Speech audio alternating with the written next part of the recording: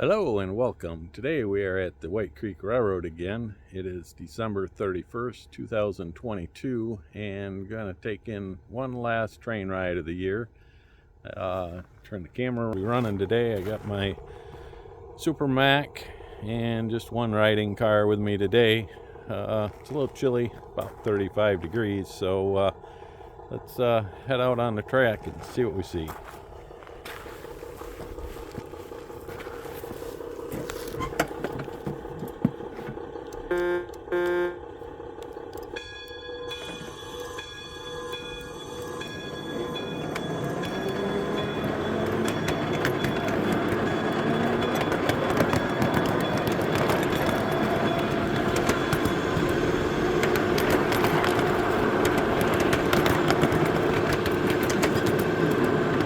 As you can see, most of the snow melted from our record snowfall near Christmas. Close to 2 feet of snow fell, and last week no chance of taking a train ride. So it's kind of nice. It warmed up a little bit this week, and snow's diminished.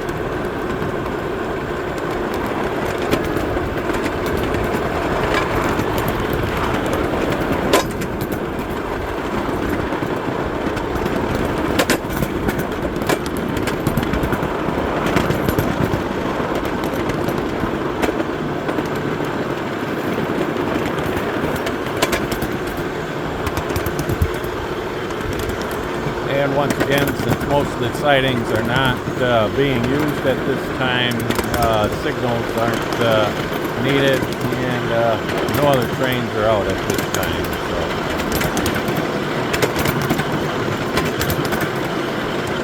the small little snow piles along the track are from a snowplow extra that ran earlier in the week, and not sure they even know that the snow is not going to melt. But still got a little remnants.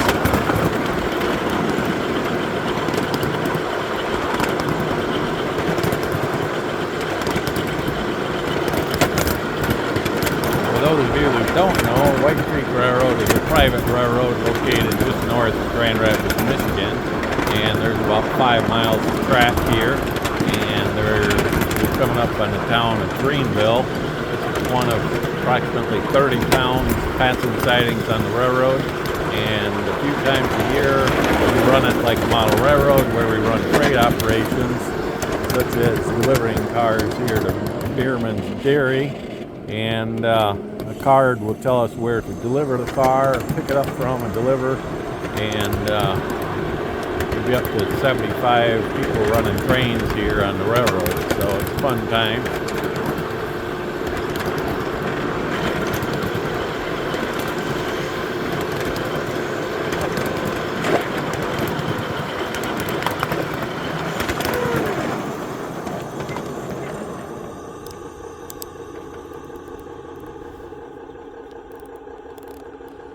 And for some reason my train decided it doesn't want to go. Hold on, we'll be right back.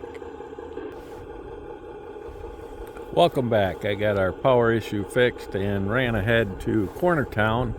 This is the farthest point from the yard on the railroad, and at one time they used this as a switch area, an alternative or a second switch yard, with the one at Hidden Valley being the primary yard, but Russ reused some of the tracks to alleviate congestion at some of the busier passing sidings around, so it's a little bit less than it used to be.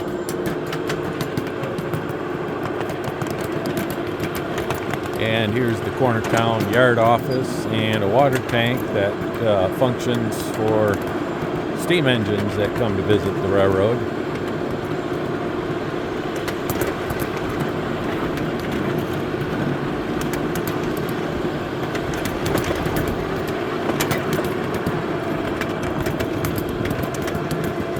Throw this turnout and we'll go down to 3 Mile Island. Once we clear, I'll throw that switch back just in case Russell doesn't want it to go that way.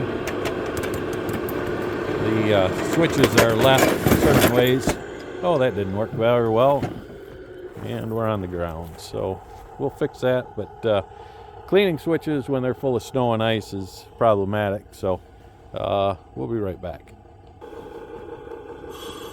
Alright, we're back.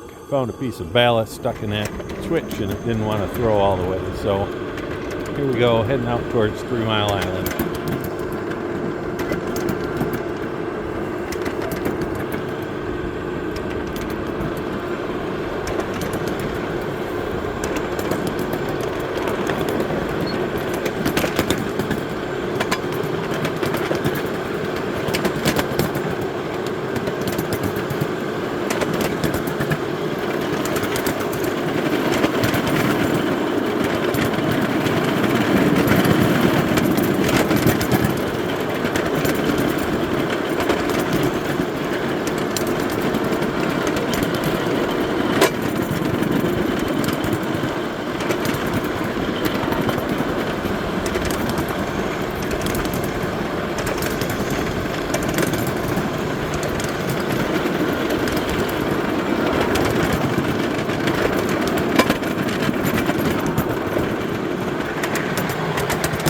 The story I heard is 3 Mile Island was 3 miles of track before Russ got out here, and it's an island, and the track loops around and we all head back the same way we came. You see various wildlife when we're out riding, especially if nobody else has been out for a while.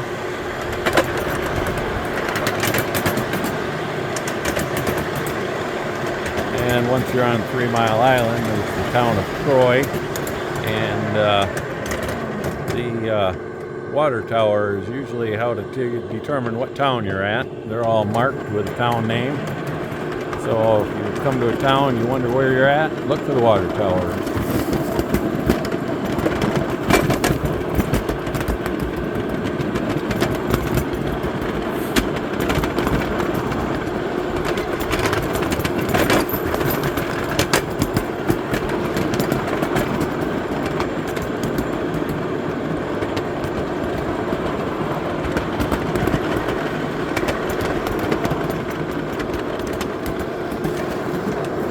The other town on 3 Mile Island is Bayport, and it's a refinery town. A lot of tank cars in and out of there.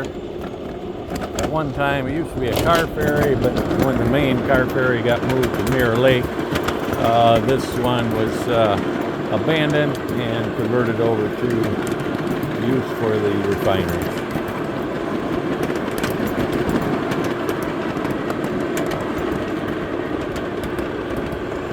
And if you're not good, you'll get sent to the doghouse, and it would be a real nice, pleasant place to stay this time of year.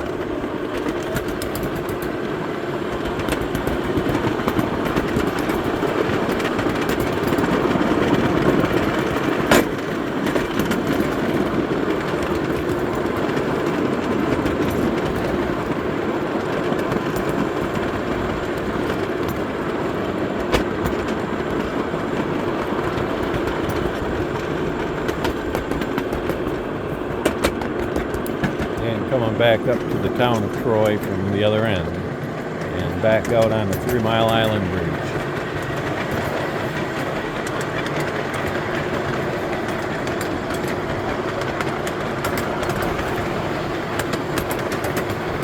This bridge was put in across the swamp in the middle of winter. Dug some holes, drove the pilings down as deep as they would go, and put the railroad on top. I'd say it's held up pretty good over the years.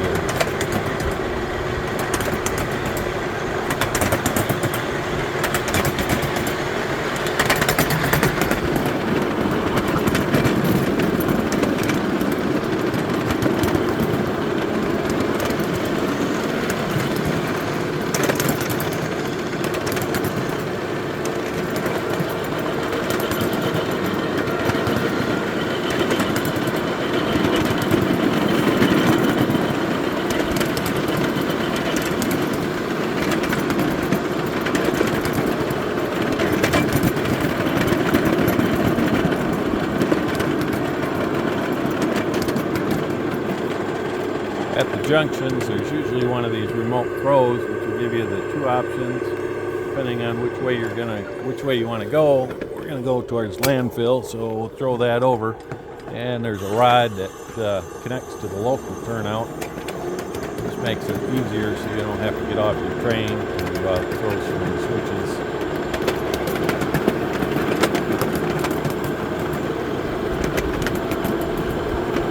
All the switches are sprung on the White Creek Railroad, which makes switching a little bit easier, but you got to make sure you don't reverse direction after having gone halfway through the train. It can create problems.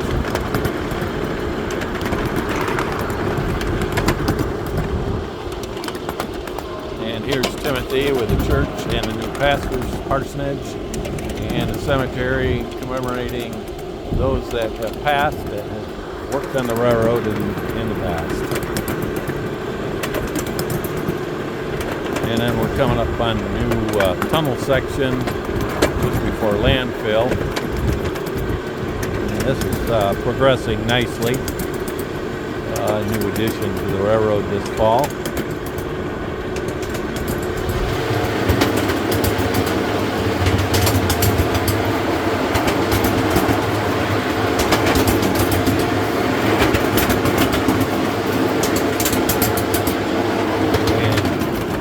Into the town of landfill.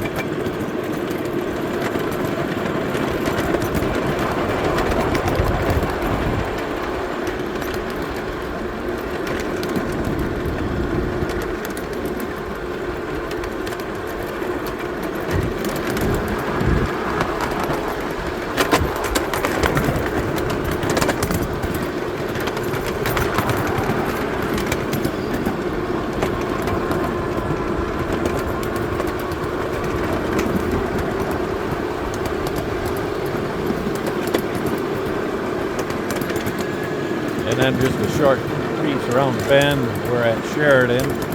Sheridan is a fun place to switch. You need to make sure you set your handbrakes as the siding is built on the hill, and cars will roll away if you're not paying close attention. Most of the other towns are built on flat sections of track, so it's not as much of an issue.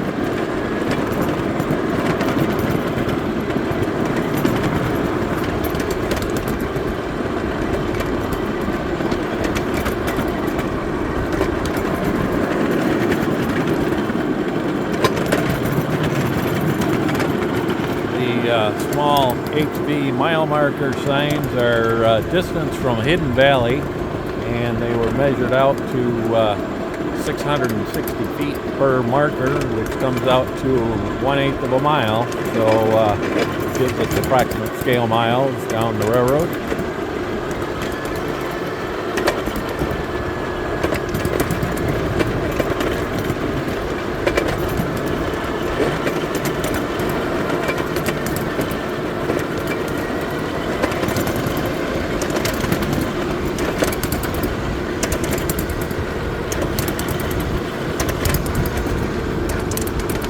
Coming up on the alien crash site just before Apple Tree, and I don't know if they're ever going to get that alien spacecraft out of there, but they've been working at it for quite some time.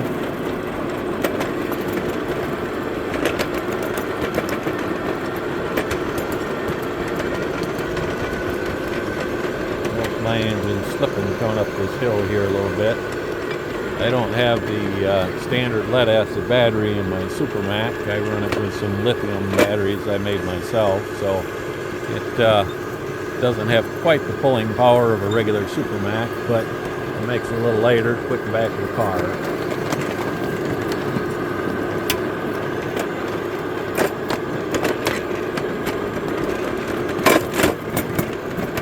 And then this is Apple Tree Junction.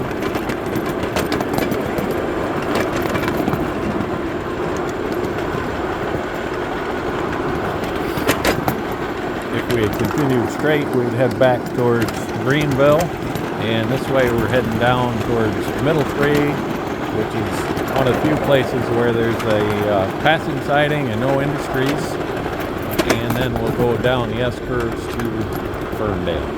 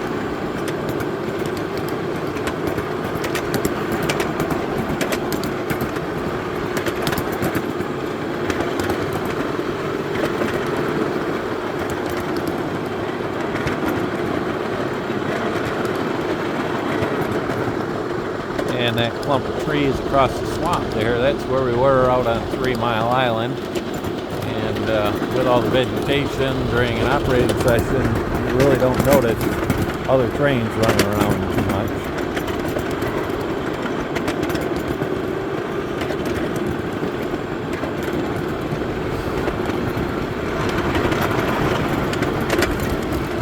This is the town of Ferndale. There's Dale's Logging up here, and then there's a couple industries way down at the end. Oh, there goes some wildlife. How's that?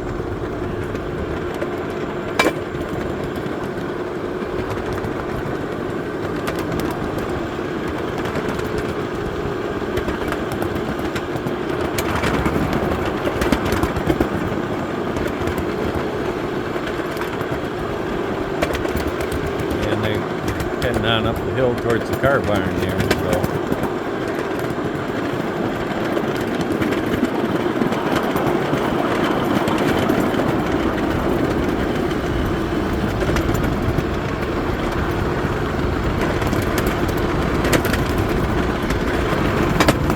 This is down at one of the lower portions, elevation-wise of the railroad, and then this section of the track coming up to Sleepy Hollow has got one of the steepest sections of track on the railroad, and many a train installed on this hill here. I'm going to try and get a little speed and make it up.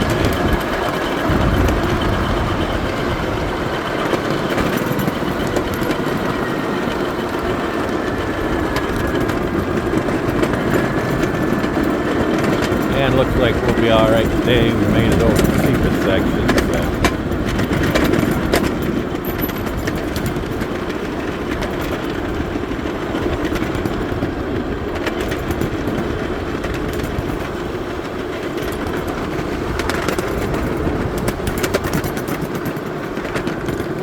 And this is the town of Sleepy Hollow. A few industries are located up here, but some other are located down there, which used to be the main line before a route change and this cut was added.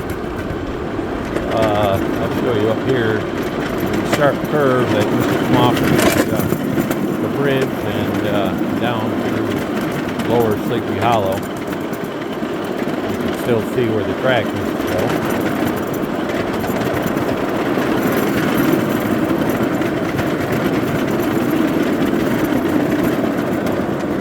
So the track used to curve pretty steep coming off the bridge here and head right down through here and connect up with that track where that tank is tipped over. Some of that stuff will have to get rearranged, cleaned up a little bit in the spring as stuff moves around over the winter. And crossing Green River Trestle.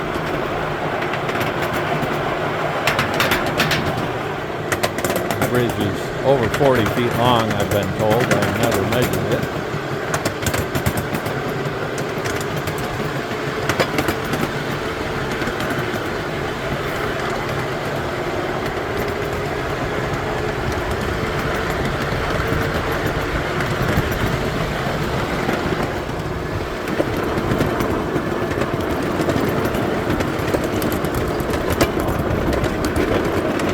Falling on the track there, a little bit of a kink in the track. That'll get taken care of in the spring when after frost has all come out and do a little leveling and aligning.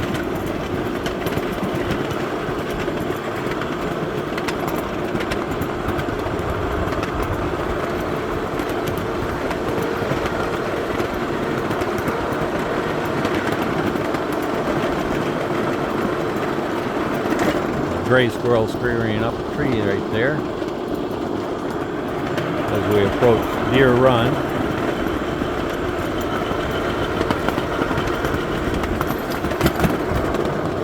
And once again, those pine trees off in the distance on the other side of the swamp, that's where 3 Mile Island is.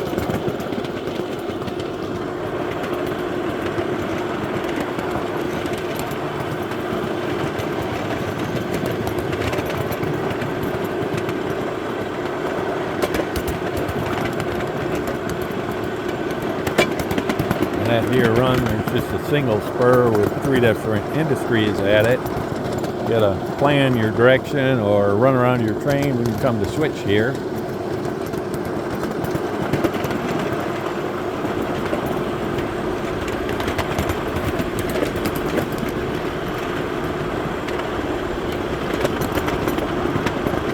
A short ways past Deer Run is quicksand, and quicksand is one of the few places where there's no passing siding by where you got to do your switching, and so this one it's best to come in from the opposite direction and do your work and then head on out.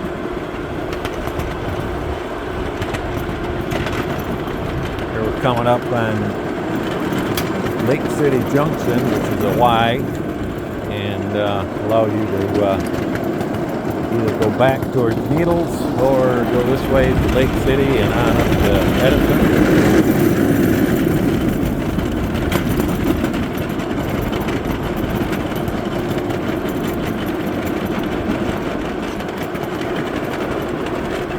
And here we get a look at Mirror Lake, which is frozen over, but it doesn't look like I'd want to walk out on there. It's probably pretty thin ice. We haven't been that cold for real long, so. Patch of snow here from the blowing and drifting we had right around Christmas.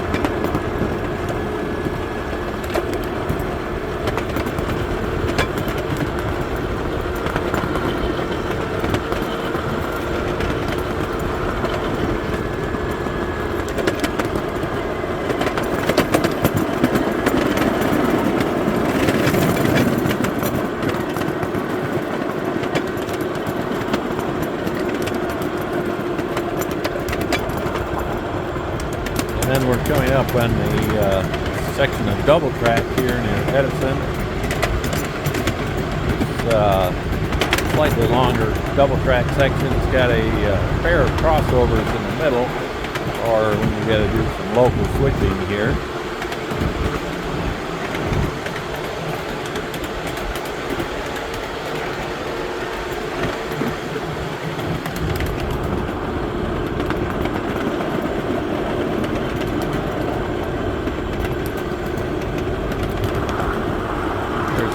Crossover, and coming up on the second crossover.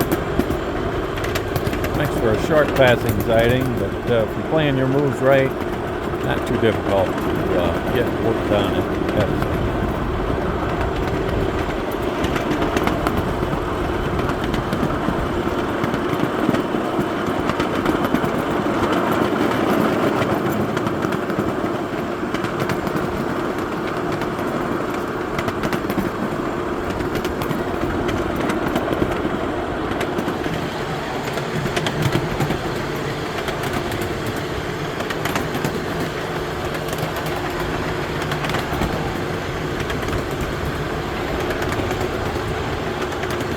Coming around the north end of Mirror Lake, we come to Waterton, and for a long time Waterton did not have a passing siding by it, but some track reconfiguration in recent years.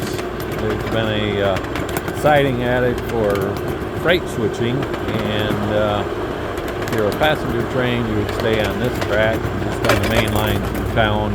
One of the rare locations that the sidings aren't used with the spring switches.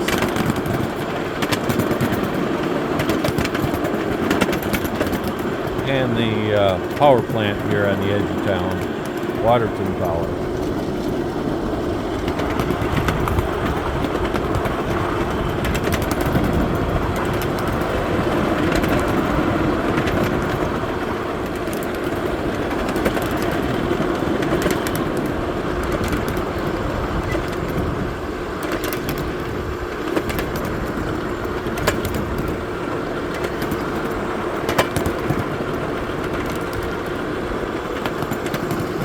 Down over across the ice and lake is the Mirror Lake Station, and there's a small yard there that doesn't see a lot of use, but a little bit with a car ferry location there.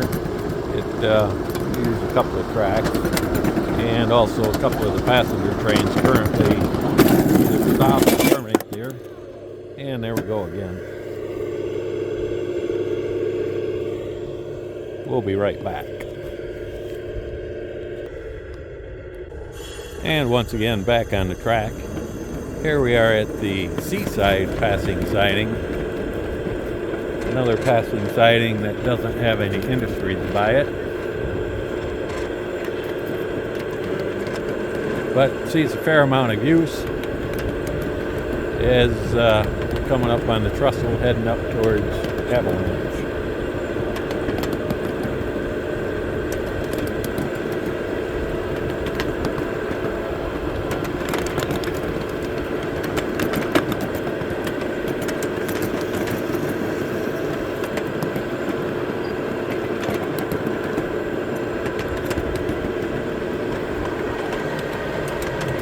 This trestle replaced an earlier 6% grade on the railroad that headed down towards Mirror Lake, and it was decided it was too steep for most trains. Pretty dangerous going down a 6% grade. You lose your brakes, and getting back up with any amount of cars is quite a bit of work. So a large trestle was built on this hill to get around that. And then we coming up to the town of Avalanche, and Avalanche comes.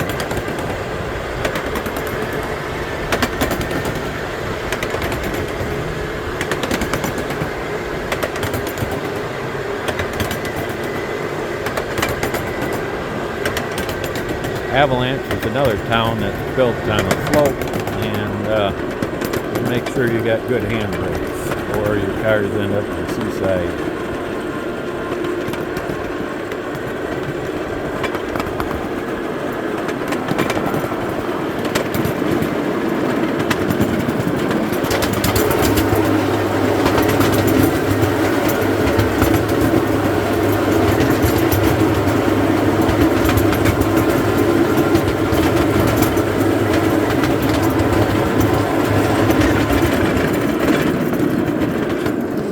Stop here a minute. The original alignment went down here, and it falls off pretty quick and goes down towards Mirror Lake.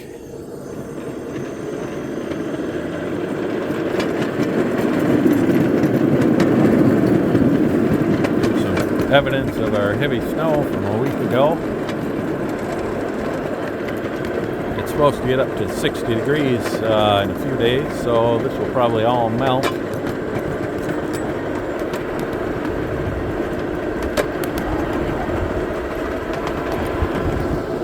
We're up above the town of Sleepy Hollow, and the two tracks down there, one heading up towards the Bridgeport Hill, the Bridgeport Grade, and then the main line that curves around back towards Ferndale.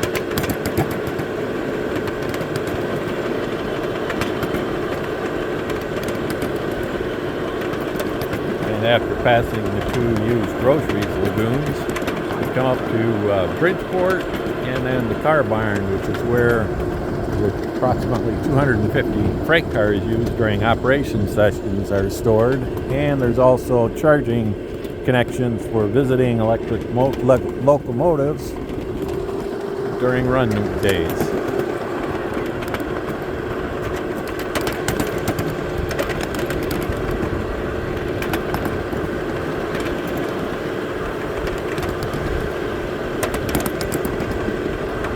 And then we're on a section of double track, which we're running on the opposite side, heading back towards Hidden Valley Yard.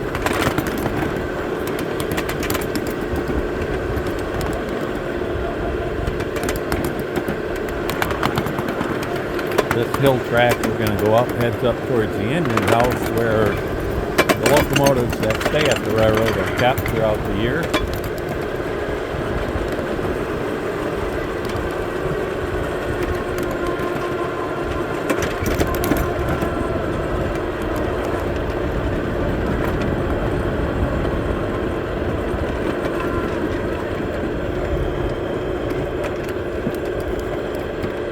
Pretty steep grade coming up here.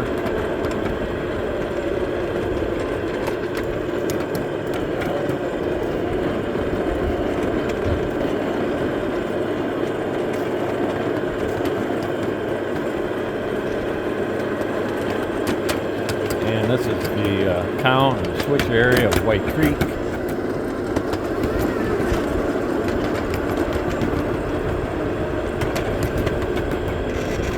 And the 4 garage doors with multiple tracks for storing locomotives, riding cars, and cabooses.